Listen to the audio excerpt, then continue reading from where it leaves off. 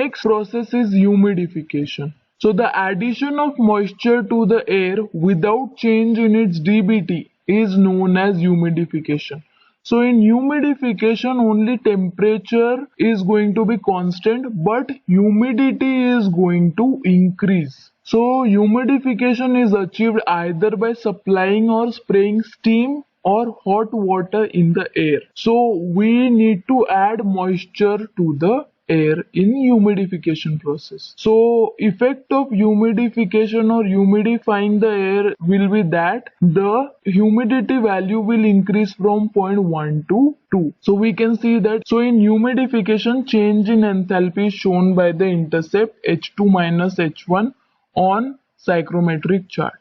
The dry bulb temperature of the air during humidification remains constant, therefore sensible heat also remains constant. So we can see that 1 to 2 processes of humidification where specific humidity is changing from W1 to W2, relative humidity is increasing from phi1 to phi2, enthalpy is also increasing from H1 to H2, but dBT is constant at this point. So the change in enthalpy per kg of dry air during increased moisture content equal to W2 minus W1 per kg of dry air is considered to cause a latent heat transfer. So now humidification is a process where latent heat is added to the air. So latent heat is given by H1 minus H2, which can be written as HFG into W2 minus W1, where HFG is the latent heat of vaporization at dry bulb temperature TD1. Now dehumidification is the process of removal of moisture from the air without change in its dBT. So process 2 to 1 is the dehumidification process. Now in dehumidification, change in enthalpy is shown by the intercept H1 minus H2 on the psychrometric chart. So 1 to 2 is the process of dehumidification, where we can see that the relative humidity decreases from phi1 to phi2, humidity value decreases from W1 to W2, and enthalpy value also decreases from H1 to H2. So this process is of removal of latent heat from the air. So the change in enthalpy per kg of dry air due to decreased moisture content equal to W1 minus W2 kg per kg of dry air is considered to cause a latent heat transfer. So latent heat here will be H1 minus H2 equal to HFG into W1 minus W2. So this is the diagram where we can see all 4 processes. From this point, if we move towards right, then this is heating. If we move in opposite direction, then it will be cooling. If we move upwards, then it will be humidification or humidifying the air. And if we move downwards from this point, then this will be dehumidification or dehumidifying the air. Now, what is sensible heat factor? So the heat added during psychrometric process may be split up into sensible heat and latent heat.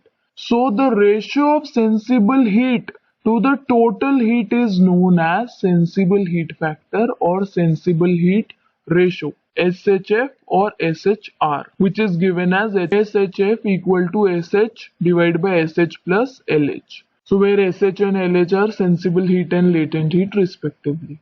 So the sensible heat factor scale, as we have discussed previously, is shown on the right hand side of the psychrometric chart. Now similar to SHF, we can write room sensible heat factor RSHF equal to RSH upon RSH plus RLH, where RSH and RLH are room sensible heat and room latent heat. So next is the grand sensible heat factor, which is denoted by GSHF. So GSHF is given by TSH divided by grand total heat, TSH upon TSH plus TLH.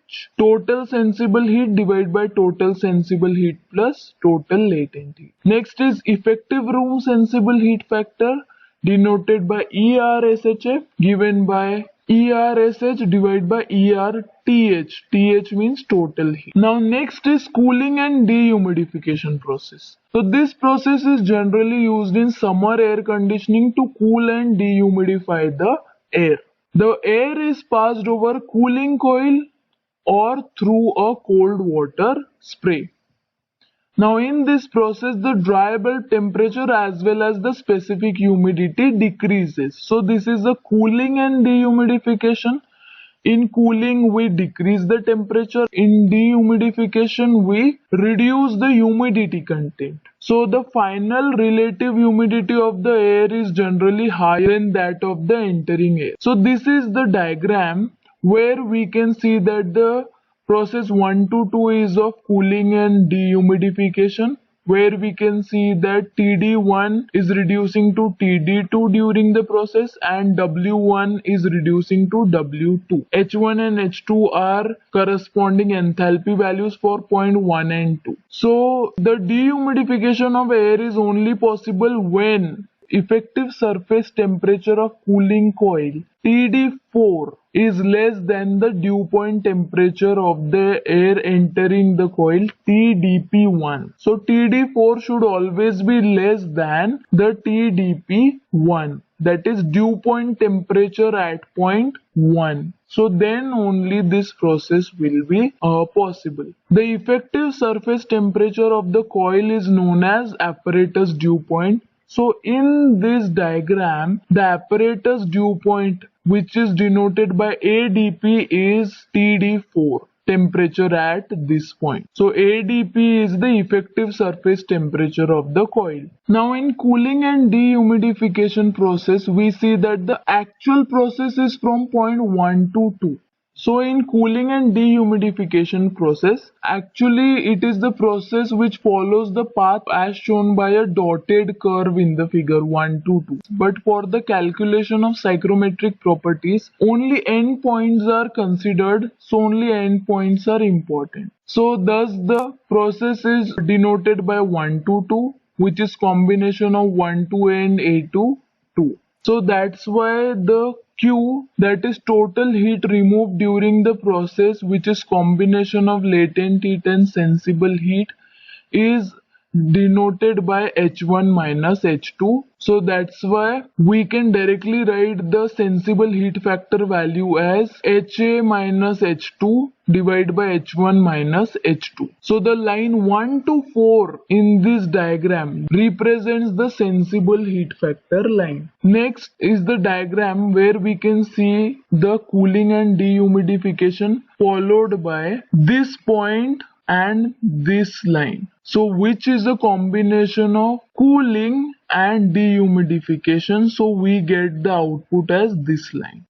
Next process is of cooling and adiabatic humidification. So when the air is passed through an insulated chamber having a spray of water known as air washer, so these are the spray nozzles also known as air washer, maintained at a temperature T1 higher than the dew point temperature TDP1 of entering air, but lower than the dry bulb temperature of entering air, equal to the wet bulb temperature of entering air, then the air is said to be cooled and humidified. So T1 should be equal to TW1 in short. So air enters and then it leaves after passing over the spray nozzles. So since no heat is supplied or rejected from the spray water, as the same water is recirculated again and again, therefore, in this case, a condition of adiabatic saturation will be reached. The temperature of the spray water will reach the thermodynamic wet bulb temperature of the air entering the spray water. This is the psychrometric process which is shown in the figure. Now this is the diagram which shows that the cooling and dehumidification process is from point 1 to 3 and it follows the path along the constant wet bulb temperature or constant enthalpy line. In an ideal case, that is when the humidification is perfect or humidifying efficiency is 100%, the final condition of air will be at point 3.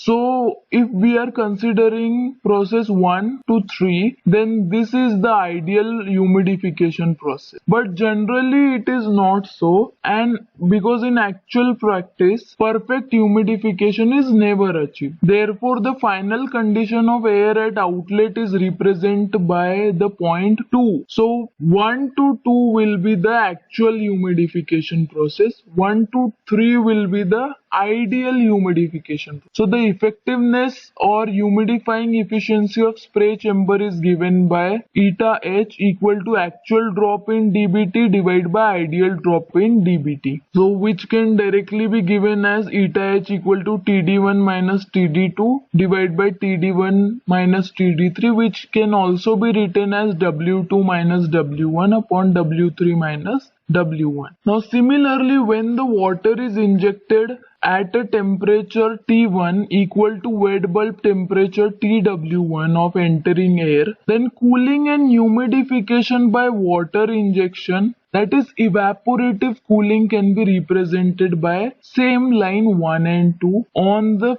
same figure, which follows path of constant wet bulb temperature line. So next is the process of heating and humidification. This process is generally used in winter air conditioning to heat and humidify the air. It is reverse process of cooling and dehumidification. The air is passed over a humidifier having a spray water temperature higher than the dry bulb temperature of entering air. The unsaturated air will reach the condition of saturation and thus the air becomes hot. So this is the process of heating and humidification. So the heat of vaporization of water is absorbed from spray water itself and hence it gets cooled.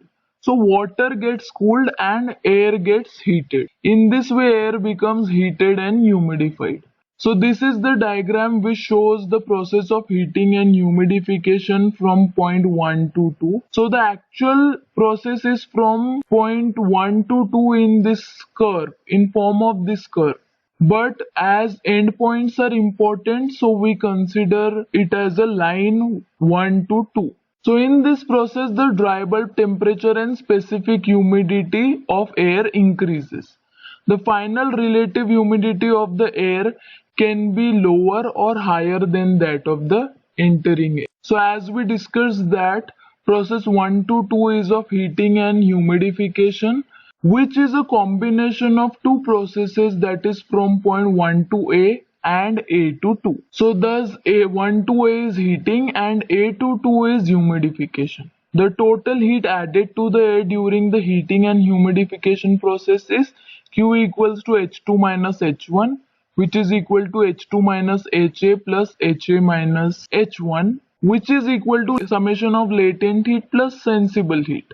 So directly we can write the sensible heat factor is equals to HA minus H1 divided by H2 minus H1. The line 1 to 2 is known as sensible heat factor line. So this line 1 to 2 is sensible heat factor line.